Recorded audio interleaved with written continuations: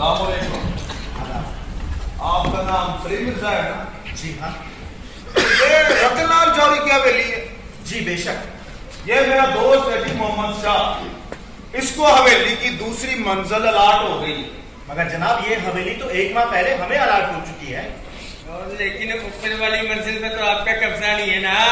یہ آپ سے کس نے کہا؟ وہ جی آپ کا پتر جوید کہہ رہا تھا کہ اوپری منزل میں وہ رتن لال جوہری کی ماں رہ رہی.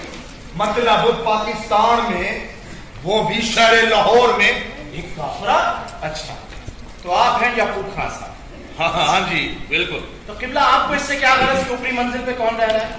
جناب کسی کافرہ کے رہنے سے تو اچھا ہے کہ اپنا مسلمان بھائی رہ رہے. لیکن یہ حویلی ہمارے نام الاٹ ہو چکی ہے.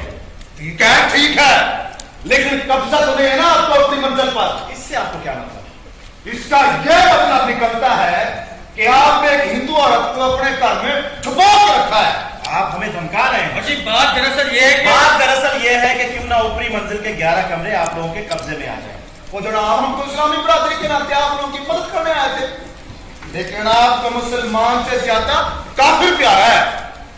یعقوب خان صاحب اس میں اسلام اور کفر کہاں سے آ گئے؟ مرزا صاحب آپ بتا سکتے ہیں کیا پاکستان اس لیے بڑا تھا کہ یہاں پر کافر ہیں؟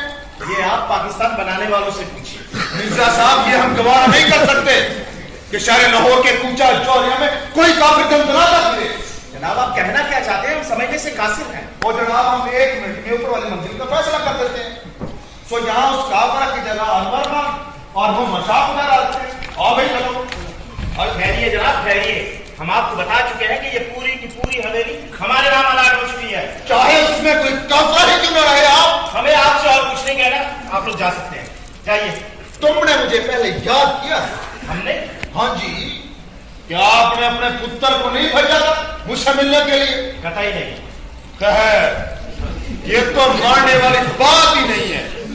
بہرحال ہم یہ دیکھ رہے ہیں کہ شاید بڑھیا کے علاوہ کچھ اور لوگوں کو بھی راستے سے ہٹانا ہوگا. ہم آپ کو اپنا جواب دے چکے ہیں. آپ لوگ نکل جائیے یہاں سے. جائیے. چلو.